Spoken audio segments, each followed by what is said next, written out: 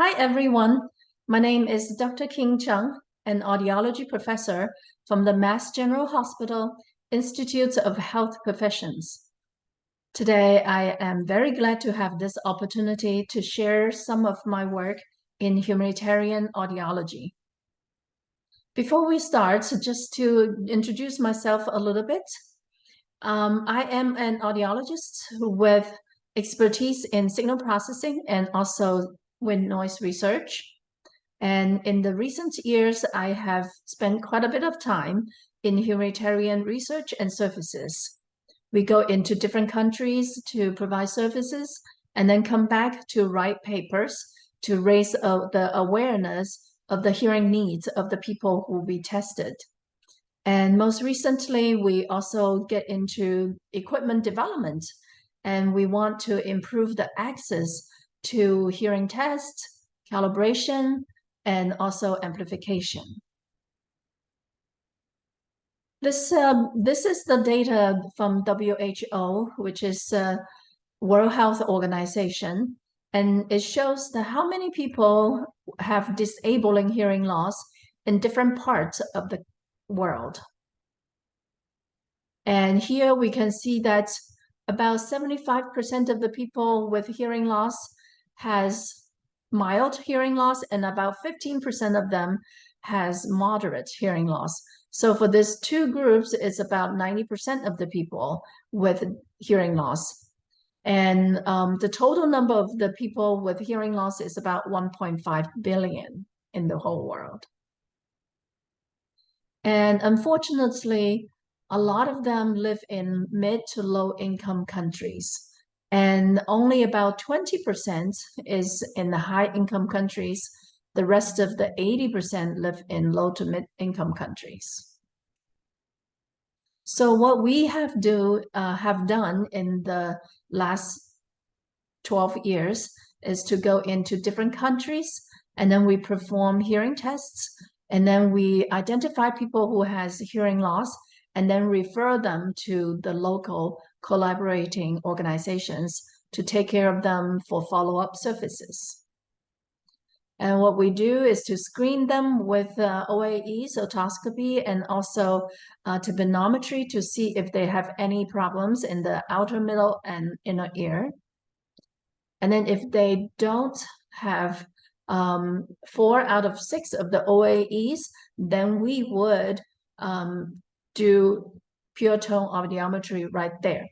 And most of the time, we will use the insert earphones and also the Kudo wave to test their hearing because they have good noise reduction properties so that the hearing tests are not as affected by the background noise in the environment.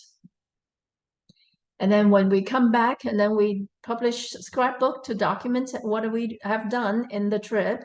And then we also write up a hearing report from the country that we visited to tell people about how many people have hearing loss, and then what are their needs. And we also write peer-reviewed papers so that we can present the data to the scientific community. And in rare occasions, we also use news release to raise the awareness of the group of people with whom we tested. And this is trying to raise the awareness in the general public. And then we also want to make other people know that, and then we hope that more people will join our cause to provide hearing tests and hearing services to different populations. So this is in February 25th, 2022, not 23, the Ukrainian and Russian war broke. And back in 2014, Russia occupied the Crimea. And then they also control an area that is in the eastern Ukraine, and then to try to separate that region from Ukraine's sovereignty. And then on March 22, Russia started attacking Ukraine from all sides. And these are the red sites are the places that they were launching their advances and the attacks. And in November 22, we can see that Ukraine have gained back some of the northern regions, but then most of the eastern region and the Crimea is still occupied by Russia.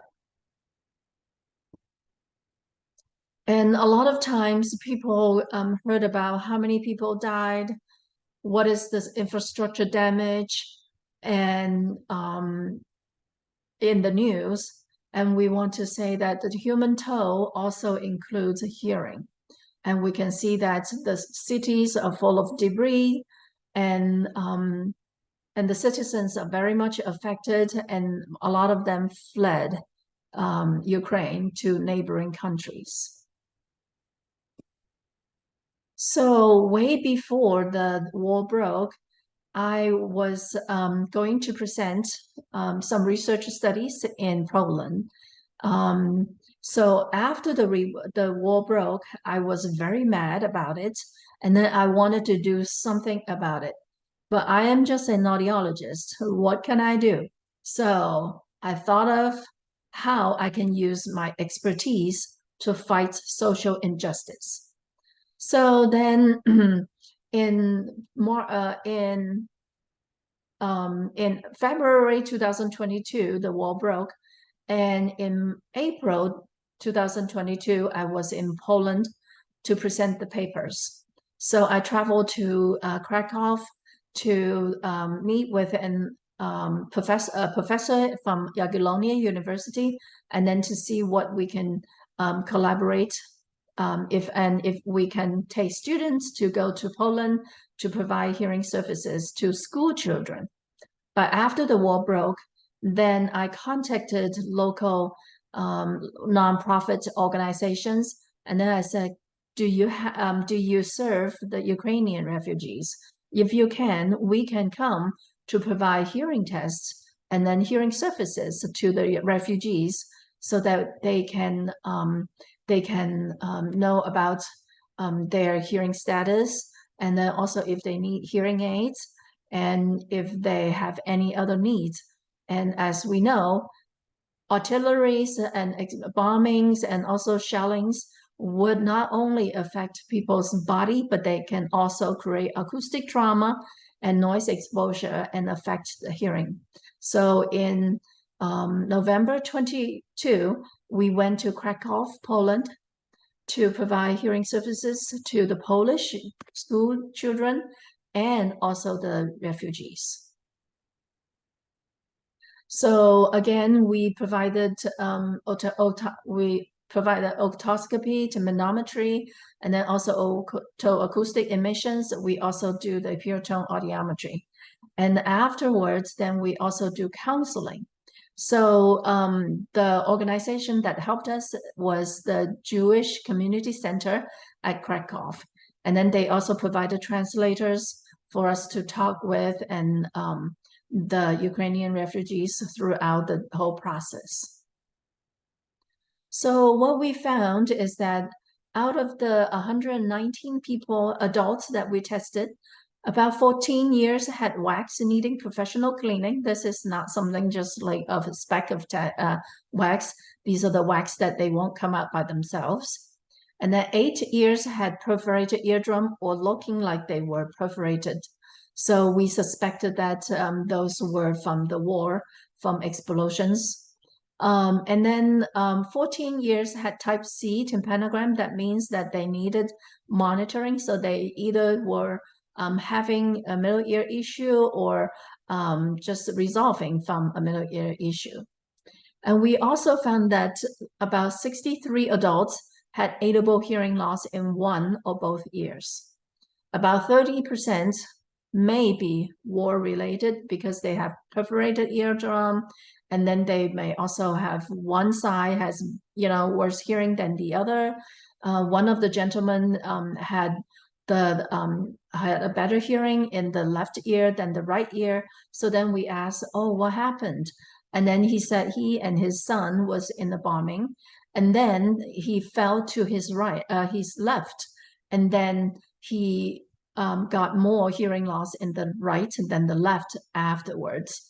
And this is because that the left ear was on the ground and is more protected, and then the right ear was actually more exposed to the exposure.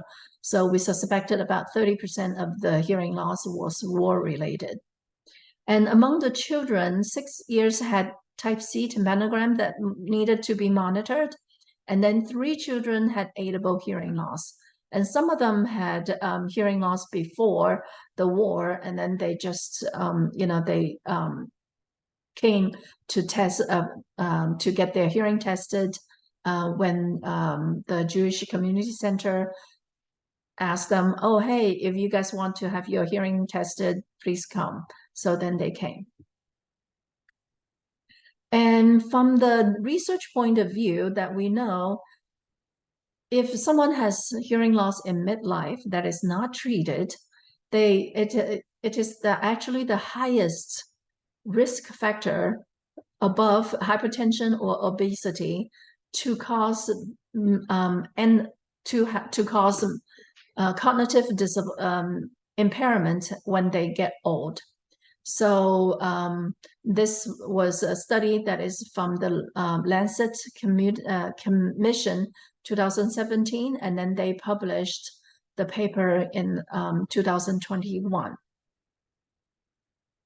And Anu Sharma is also a prominent researcher in the US. And then she was exploring about the brain plasticity. So then it happened that she found a person who had a sudden hearing loss. So then she said, oh, come over, let me test you. So if you can see that these are the 3 brain scans, this is the front, and then this is the back. And then you can see that right at the onset of hearing loss, if the person is presented with audiovisual speech reading task in noise, then most of the processing is in the visual cortex, and a little bit of processing is in the auditory part. And then after 3 months, they did the same test, and then they found that, oh, the occipital lobe is no longer lit up, and then most of the processing is done in the temporal lobe, which is in the hearing region. That means that a lot of the processing that's supposed to be processed by the visual cortex now is actually moved up to the temporal cortex. And then a year later, then this whole thing, persisted. And you say, okay, what is the relevance of this? It turns out that people with more brain reorganization, they would have a harder time understanding speech and noise. And the same group of researchers, and then they also found that, well, okay, if that is the brain reorganization, can we reverse that process? So then in this set of the pictures, then the front is on this side, and then this is the back of the head. And before hearing aid fitting, again, we see that a lot of the visual tests are processed in the temporal lobe, which is not right? It's supposed to be in the occipital lobe. But after hearing aid fitting, then the processing of the visual cues are processed in the occipital lobe. So that means that reorganization reverted to what it's supposed to be. And they also tested, stimulated their fingers. And then they said, well, if we stimulate the fingers, what happens? Before hearing aid fitting, a lot of the processing is, again, done by the temporal lobe, which is not right. Why would we stimulate fingers and then the temporal lobe would light up? But after fitting hearing aids, then the touch sense went back to wherever they're supposed to be now. So this shows that hearing aids can actually help reorganizing the brain so that the hearing functions can be more prominent, and then the hearing the auditory cortex would not be summoned by touch or vision again. So those are the very encouraging results from the electrophysiology point of view. And then after that, and then we also see the more recent paper. It says that amplification can actually help people, have tendency to have cognitive decline to reduce that amount. So then they have done a systematic review and meta-analysis on 137,000 people. And then they found that if they wear hearing aids, it has a 90% decrease in the hazard of long-term cognitive decline, such as incident dementia. And then this time is over 2 to 25 years. And then also if they wear hearing aids, and then they have 3% improvement in their cognitive test scores. So that means that if you want to do a cognitive test, please make sure that they can hear you. Otherwise, then their scores will be affected. And most recently from the research lab of Frank Lin, it says that hearing aids actually can slow the cognitive decline in older adults with hearing loss and at risk of cognitive decline.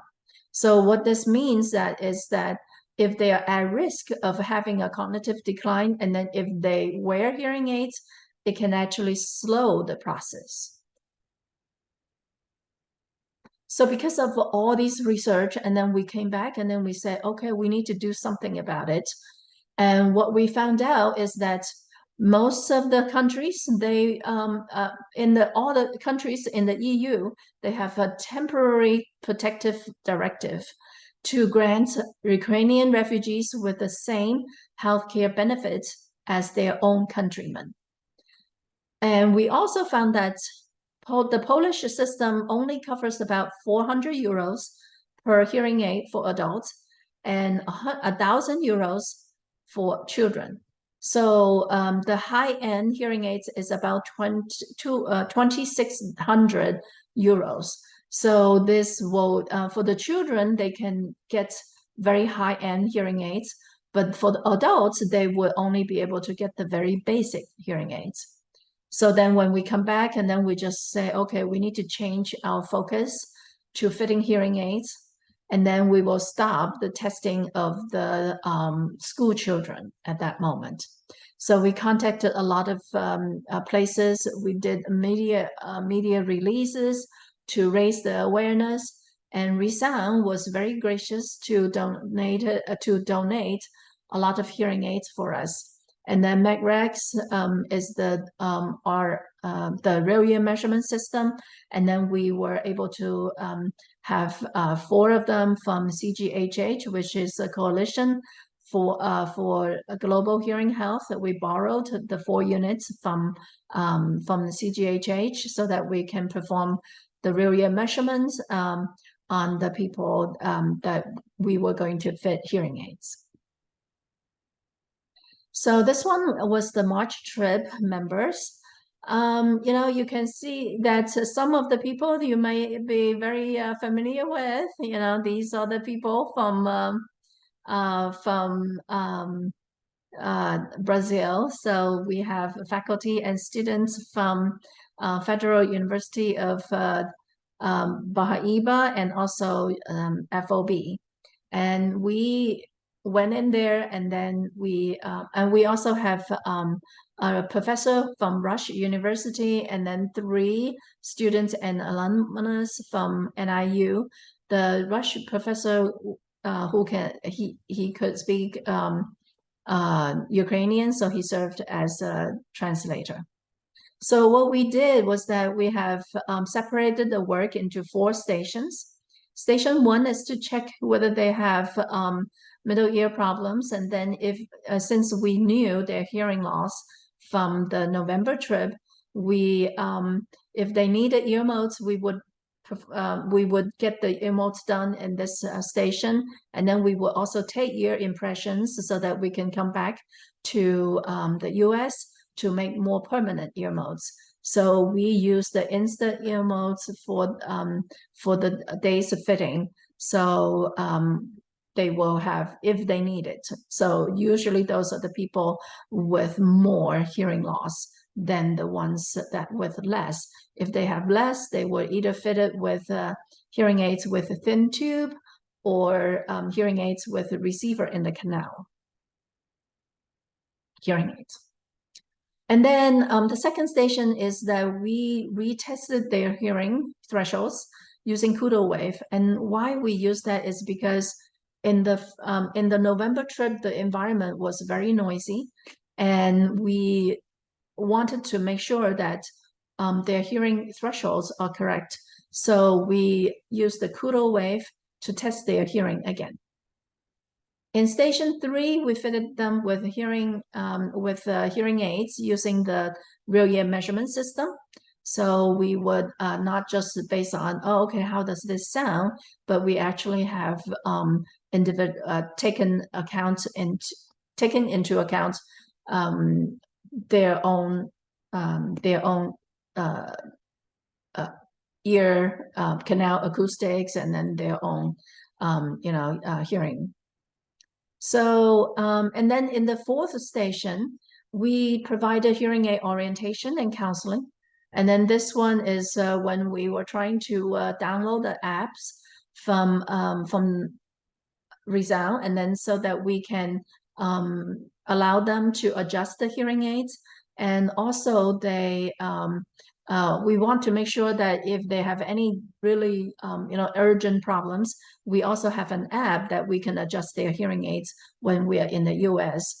But then the internet was a little bit slow, so that we have to fiddle with the location to see whether they to get the best internet. And just want to tell you a few stories.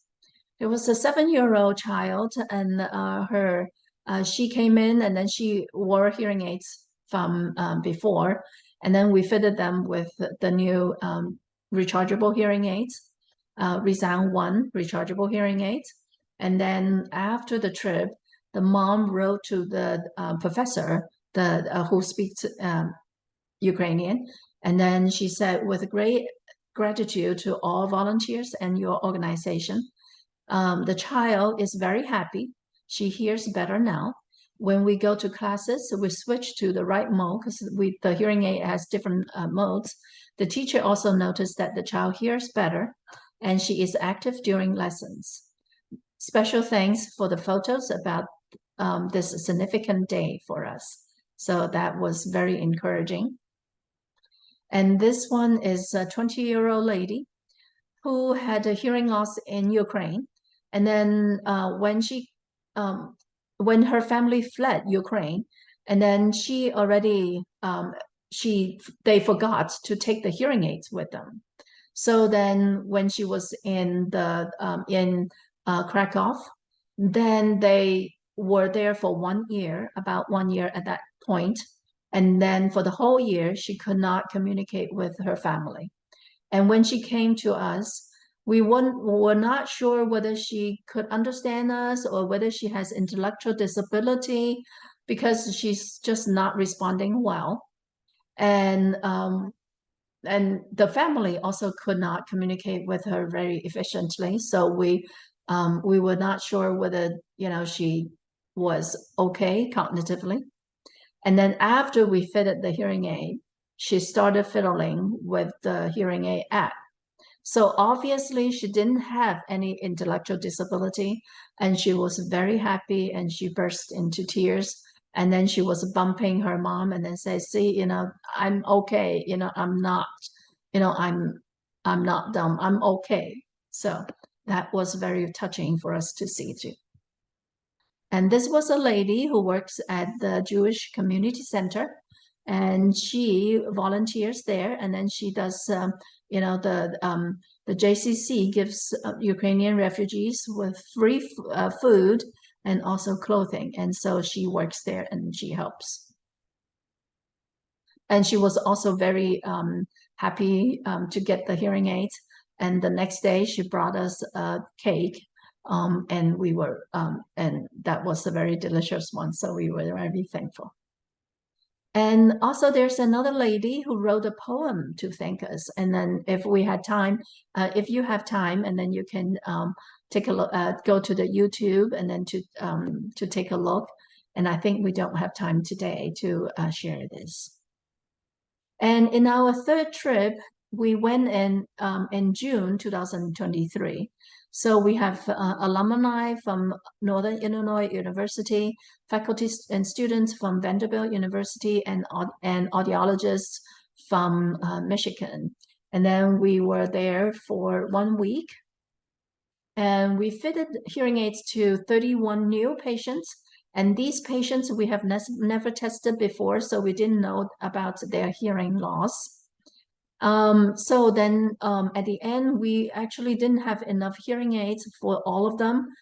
We have hearing aids, but then just not the superpower and the power hearing aids that they need. That was because we didn't know about their hearing beforehand. We also provided hearing aid follow-up services to the March patients. So they came back if they have any problems, and then we fixed their problem, and then we adjusted the hearing aids. And we also performed, the Vanderbilt group also performed the vestibular screening to about 60 people. So they were doing it using equipment and also using the table to perform the tests. In the future, we plan to go back in November 2023 and March 2024. We wanted to fit the hearing aids to the 13 years we tested but did not have hearing aids for. And after our trip, more people got to know about our services, and then they said that they want to get the hearing aids. And we also want to perform the vestibular screening and follow up. And we also want to go back to test the students in public schools and also children with special needs. So we learned that neither of these groups would have normal hearing screening in Poland. So so all this work is actually my way to use my expertise to fight social injustice. And on a very basic level, what we want is to help the Ukrainian refugees to communicate with their friends and family and other people. And also, we do all these things is because Helen Keller, who is both blind and also deaf, she once said, blindness separates people from things, deafness separates people from people. And what we say is that everyone deserves to communicate with other people. So let's help them hear. And I would want to thank all the trip participants for all the for all 3 trips, and also the organizations who helped us to make this possible. So they donated the hearing aids, help us connect with the Ukrainian refugees, they calibrated our equipment, and then also donated the ear modes for us, and also the audiology supplies. So they are Chicago Hearing Center, Resound, Jewish Community Center, and MedRex, Microsonics, and also Oak Tree. Thank you very much. And now I will be in person to take questions. Thank you.